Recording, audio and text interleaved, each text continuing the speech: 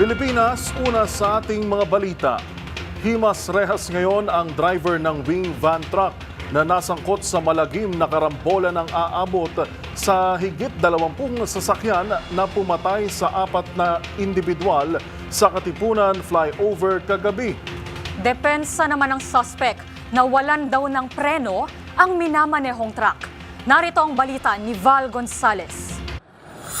Arestado na ng Quezon City Police District Traffic Sector 3 ang driver ng truck na sangkot sa malagim na aksidente sa Katipunan flyover kagabi. Nasa kustodiya na ngayon ng QCPD ang driver suspect na si Richard Polago Mangupag, 35 anyos. Nasukol ng mga tauhan ng Traffic Sector 3 ang suspect sa kanyang bahay sa CP Garcia, UP Campus, Quezon City. Ayon kay Polago, natakot na daw siya dahil sa dami ng nakabulagta ng mangyari ang malagim na aksidente, kaya umalis daw siya sa pinangyarihan at nagtago sa kanilang bahay. Aabot sa 16 na motorsiklo at 5 pang ibang sasakyan ang nasangkot sa karambola. 4 ng patay habang 25 ang dugoang isinugod sa East Avenue Medical Center at iba pang mga ospital.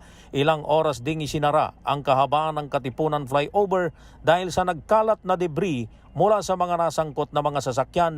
Ilang mga paramedics kabilang ang mula sa Philippine National Red Cross at iba pang mga rescuers ang sumugod sa flyover para tumulong. Sa pahayag ni Polago, pababa na sila ng Katipunan flyover nang mawalan ng preno ang wing van truck.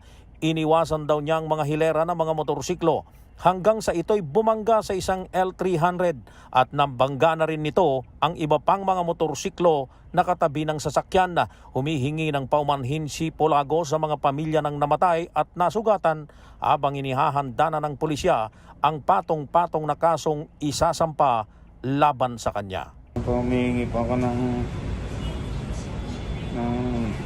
dispensa sa mga nadisgrasya ko po. Kasi hindi ko naman po kagustuhan yung nangyari. Walang.